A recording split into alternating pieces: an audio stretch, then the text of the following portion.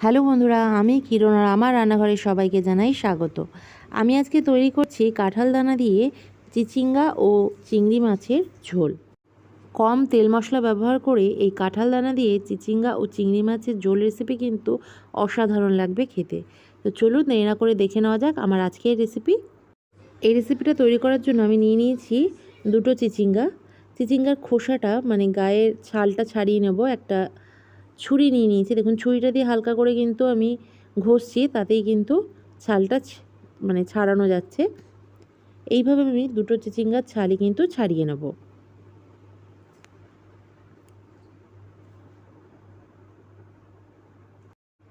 চিচিঙ্গার ছালগুলো ভালো করে ছাড়িয়ে নিয়েছি।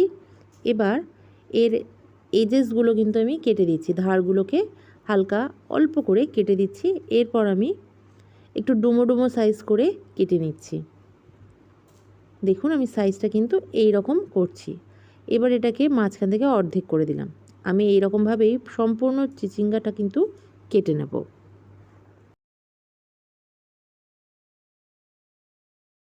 আমার সমস্ত চিচিঙ্গা কাটা হয়ে গেছে। এবার আমি নিয়ে নিলাম কাঁঠাল দানা। এই কাঁঠাল দানাগুলোকে আমি অর্ধেক করে কেটে নিচ্ছি। কেটে এর ওপরের যে খোসাটা আছে সেটাকে ফেলে দেবো। এই দেখুন এইভাবে বাকি কাঁঠাল দানাগুলোকেও আমি ছাড়িয়ে নেব। কাঁঠাল দানা দিলে এই রেসিপিটাতে এর স্বাদ কিন্তু দারুণ লাগে, অবশ্যই ট্রাই করবেন। তো সব কাঁঠাল দানাগুলোকেই আমি ছাড়িয়ে এইভাবে অর্ধেক করে নিচ্ছি। কাঁঠাল দানাগুলোকেও ছাড়ানো হয়ে গেছে। এবার আমি চিংড়ি মাছগুলোকে ছাড়িয়ে নেব। দেখুন এখানে 200 গ্রাম চিংড়ি মাছ আছে।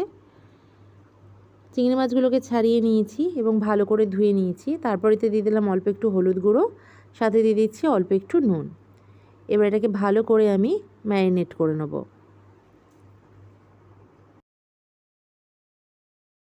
এবার চলে গেলাম মেন রান্নায়।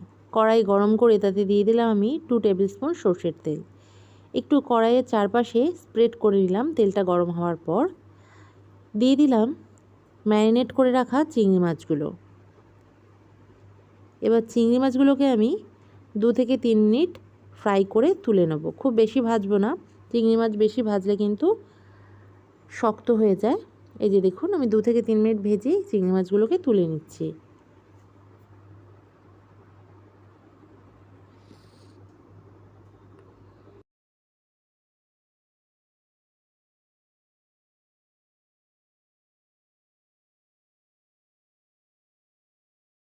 এবার চিংড়ি মাছ ভাজা তেলের মধ্যে আমি ফোড়ন দিয়ে দেবো। ফোড়নে নিয়েছি 2টো শুকনো লঙ্কা আর 1/2 টিস্পুন পাঁচফোড়ন।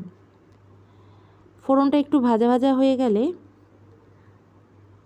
আমি এতে দিয়ে দিচ্ছি কেটে রাখা আলু। আমি এখানে 2টো মিডিয়াম সাইজের আলুকে এইভাবে কেটে নিয়েছি, খুব পাতলাও না খুব মোটাও না।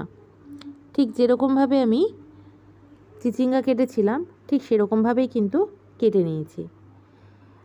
আলুটার উপরে দিয়ে দিলাম আমি অল্প একটু হলুদ গুঁড়ো, সাথে দিয়ে দিচ্ছি অল্প একটু নুন। এবার ভালো করে আলুটাকে 3-4 মিনিট সময় ধরে লো টু মিডিয়াম ফ্লেমে ভেজে নেব।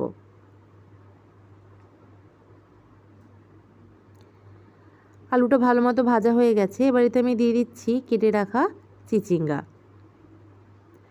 আর কাঁঠাল দানা। এটা দিয়েও আমি আরও 3 মিনিটের মতো ভালো করে ভেজে নেব। ফ্লেমটাকে মিডিয়ামেই রেখেছি।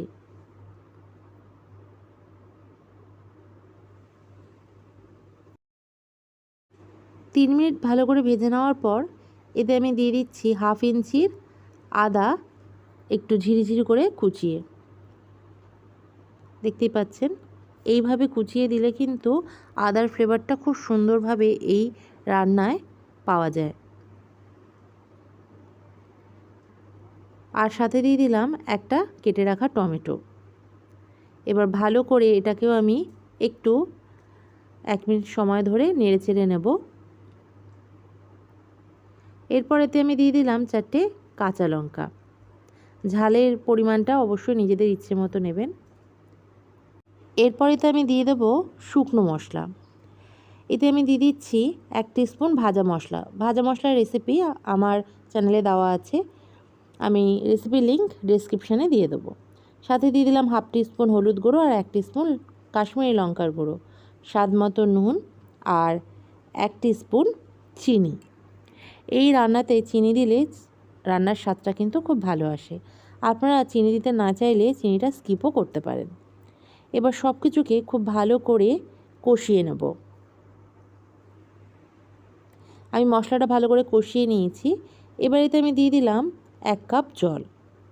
যে যেরকম ঝোল খেতে পছন্দ করেন সেই অনুযায়ী জলের পরিমাণটা কম বা বেশি করে নিতে পারেন। 7 থেকে 8 মিনিট আমি লো টু মিডিয়াম ফ্লেমে এটাকে রান্না করব। ফিরে এলাম 8 মিনিট পর। দেখুন সবজিগুলো সুসেদ্ধ হয়ে গেছে এবং ঝোলটা অনেকটা রিডিউস হয়েছে। এই সময় আমি দিয়ে দিচ্ছি ভেজে রাখা চিংড়ি মাছগুলো। চিংড়ি মাছটা দিয়েও ভালো করে মিক্স করে নেব।